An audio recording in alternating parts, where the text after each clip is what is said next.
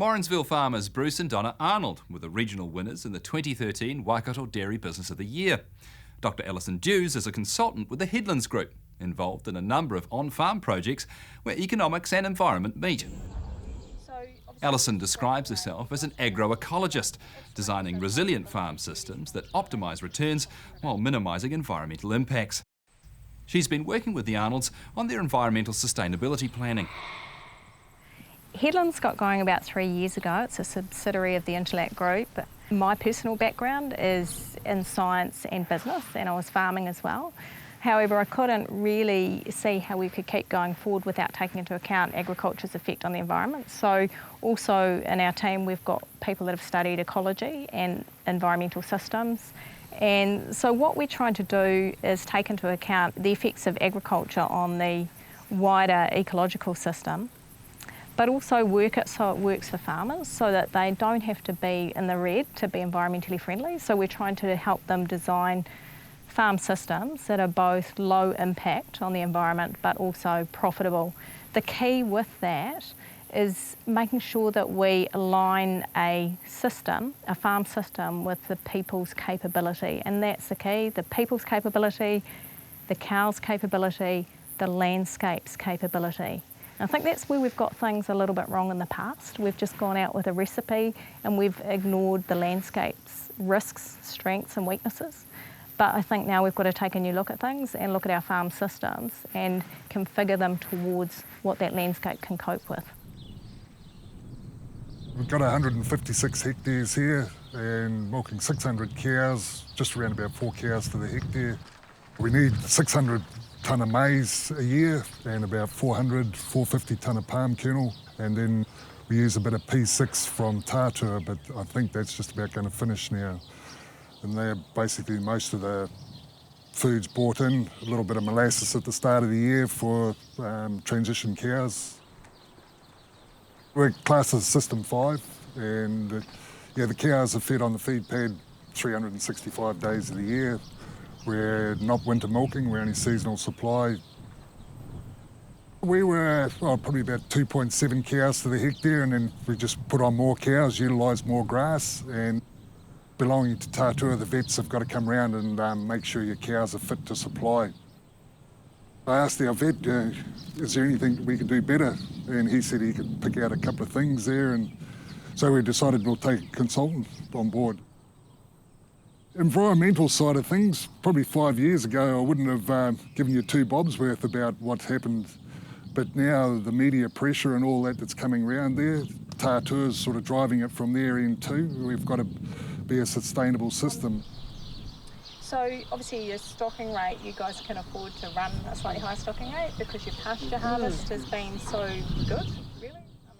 This farm's a really, an intensive farm, but a really good performer as well. And because they're bringing in now around 38% of their feeds, they've got opportunities to use their nutrients as a resource. So Headlands can help with that and help by working through the overseer file and also looking for opportunities to, if you like, close the gaps or the leaks in the farm and look at how we can use the nutrient a whole lot more wisely, and we'll work alongside their farm consultant.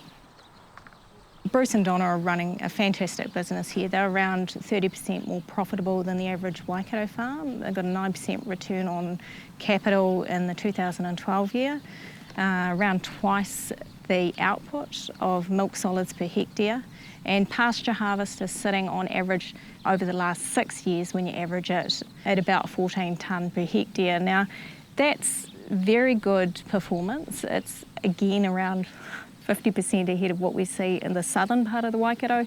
So if you get down to Reparawa and the South Waikato towards Waipa, they're only harvesting around 10 tonne. So these guys can afford to have a more intensive system, and 4 cows to the hectare is probably more suitable for this landscape and also its productivity.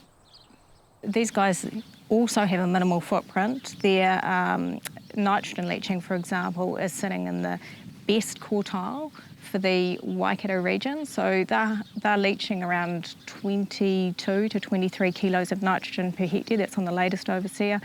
And that would be sitting around half of what we typically see. So that's that's a great result. It comes from a whole range of things that they're bringing together in their farm business, and that's optimal nutritional management, really good cows, great infrastructure, and because they've been profitable, they've been able to invest in really good infrastructure, so feed pads, good systems, sealed silage pads, a separator for the effluent, a 7,000 cubic metre effluent pond so that they can store all their effluent that's captured and use that at the optimal times of year.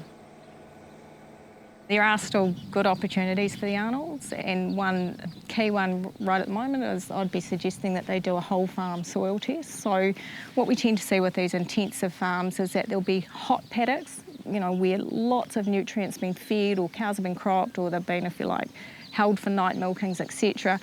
They'll be very, very fertile. So there'll be opportunities, if they get a whole farm soil test, to strategically use those really fertile paddocks to back off on their soluble fertiliser and look at the opportunities for where they should concentrate their effluent applications. I think historically New Zealand's been looking at things in quite a reductionist way, so we've tended to design our farm systems just for production or just for output or just for profit. But I think New Zealand's really got to lift its game, and we've got to be thinking about things a lot more holistically, although I hate that word.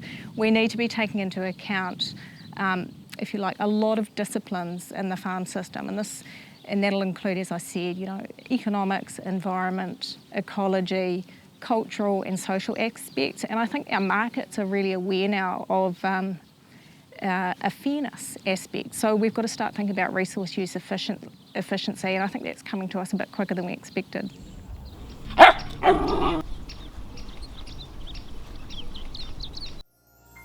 This program was made with funding from New Zealand On Air.